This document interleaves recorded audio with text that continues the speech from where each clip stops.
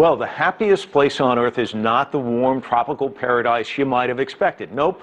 Take a look. It's chilly Denmark. It leads the pack of the world's happiest countries according to a United Nations report. We know the happiest country in the world, according to the UN, it's Denmark. According to scientific researchers, the folks in Denmark top the list as the happiest people in the world. Most people can tell when someone is or isn't happy. But defining happiness, it's really hard. It's just something you know. However, social scientists have been trying to understand happiness for a while now, and they seem to be getting somewhere.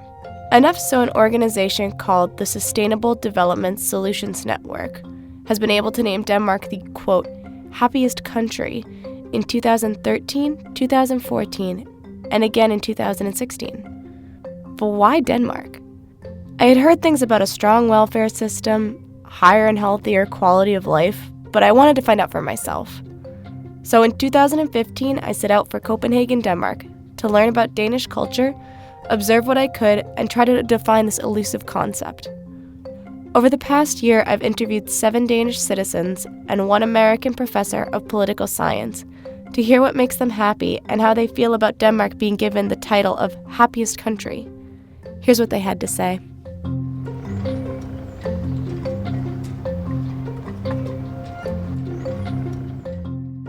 My name is Jonas.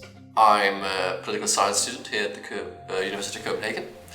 I'm 21 years old and I grew up in a suburb of Copenhagen and I moved here about 2 years ago. I'm Selma and I've lived in Denmark since I was 3 years old. My name is Jens Bak. Jens is the most common name in Denmark. I'm his wife, Marian Bak, and a Danish citizen. I've always been living in Denmark. My name is Vibeke Paskowski and I grew up in Denmark and moved over here permanently in 2007. I'm Amalie Duhan. I'm from Denmark. I'm 21 years old and I'm currently studying political science at Copenhagen University. I am from a city called Hvidovre. It's just outside Copenhagen. It's kind of a suburb to Copenhagen. My name is Kirsten Einhorn. I'm Danish. I'm in the process of becoming an American citizen and will vote in the next election. And I have not become an American citizen until now because Denmark didn't recognize dual citizenship until last September, which I have never been willing to give up my Danish citizenship.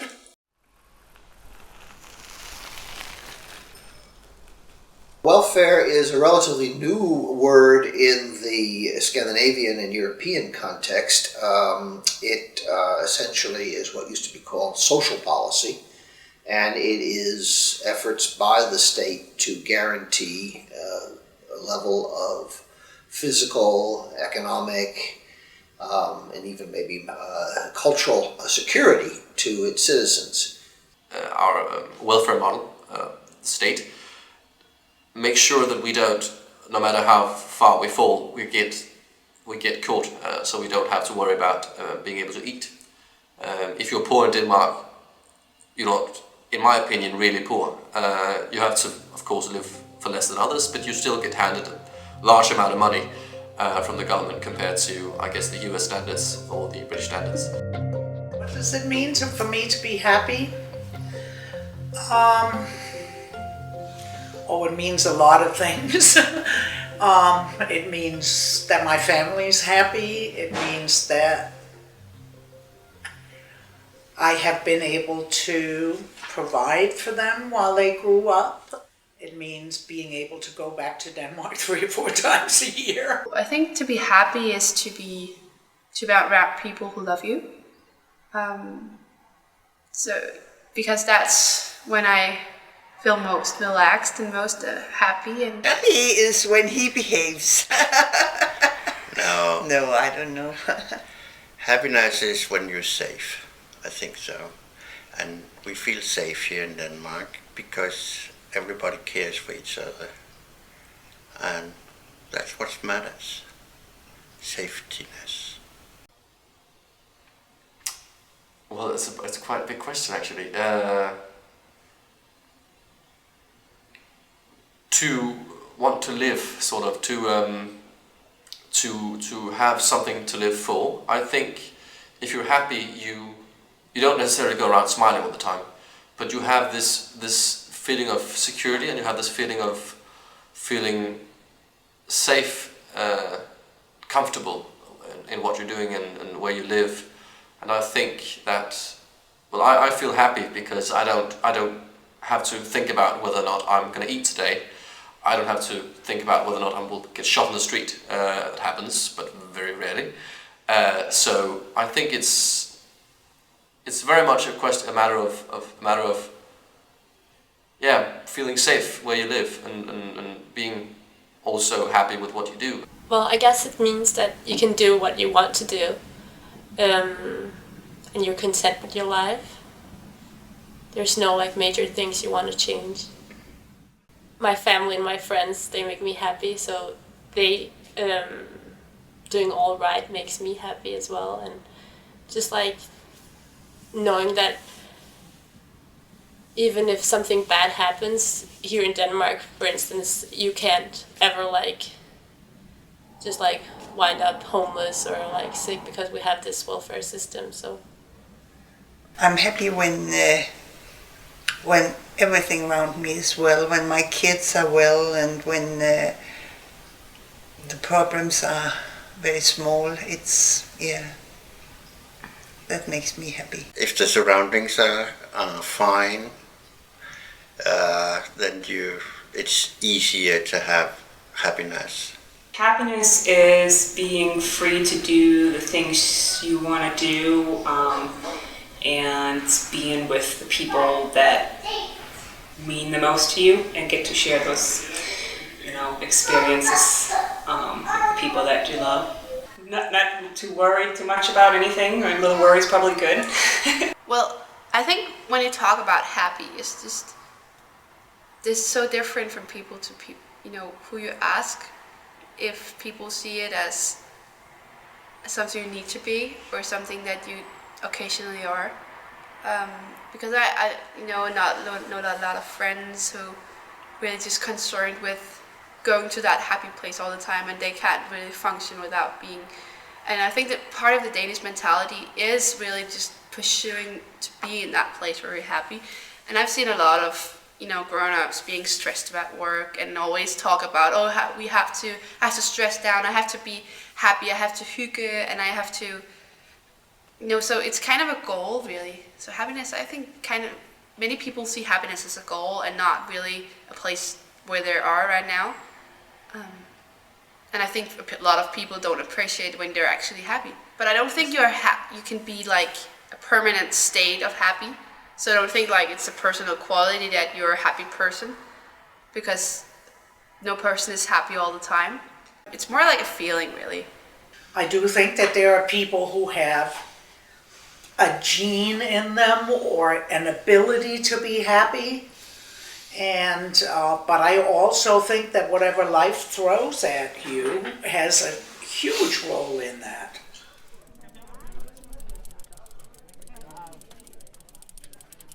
There's a Scandinavian expression that the richest 90% of the population supports the poorest 90% of the population. In Denmark we have solidarity, which I think is important, and with that solidarity we are safe, and when we're safe nothing can go wrong, really.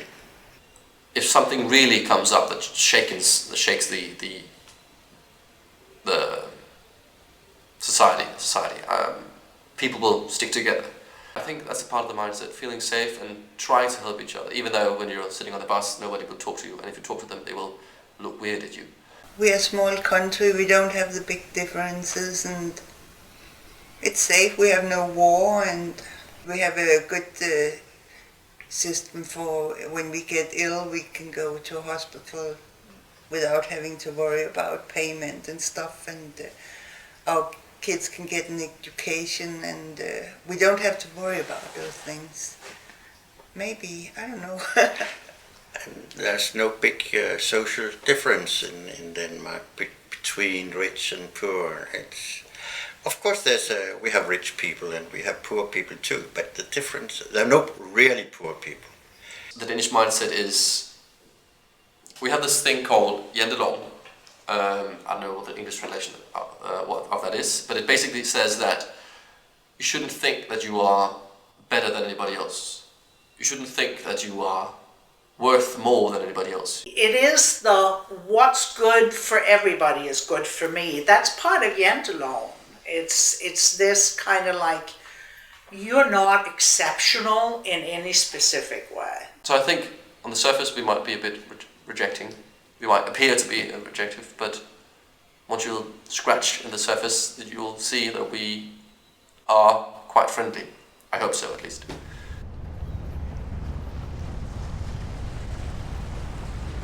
Scandinavians put a tremendous emphasis on equality. By equality, they don't mean just legal equality or political equality, but they put a tremendous emphasis on economic and social equality. So the trend has been to narrow the differences between classes. The main principle of the Danish welfare system is that in exchange for paying high taxes, Danish citizens are guaranteed certain commodities for their entire life. These include free healthcare, free public education, a living wage, Social Security, 14 weeks maternity leave, 5 weeks paid vacation, and sickness and disability benefits, just to name a few. And these benefits are going to last Danish citizens their entire life, no matter how much money they're making or whether or not they have a job. Social care matters. We pay a lot of taxes in Denmark. That doesn't make me happy. No, but on the other hand, I don't mind paying a lot of tax. When I was working, we paid almost 60% in tax, but now we only pay 38% tax. Only 38%. That's how we see it. But for that we get free education, free hospitals, free schools. So it's worth it. There's been quite a lot of studies about that topic, and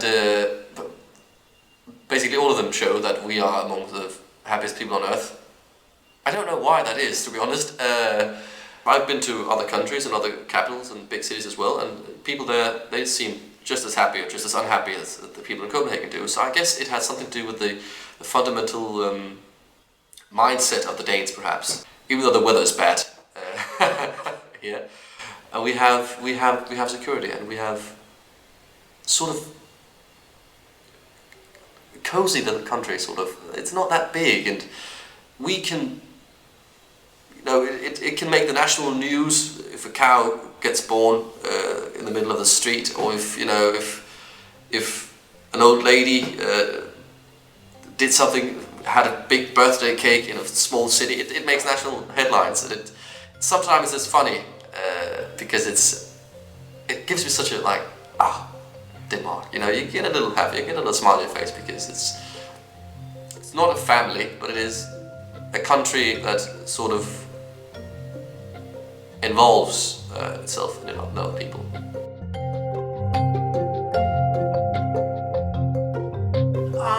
Hygge is a sense of togetherness, cohesiveness, coziness. It is being with people you really like.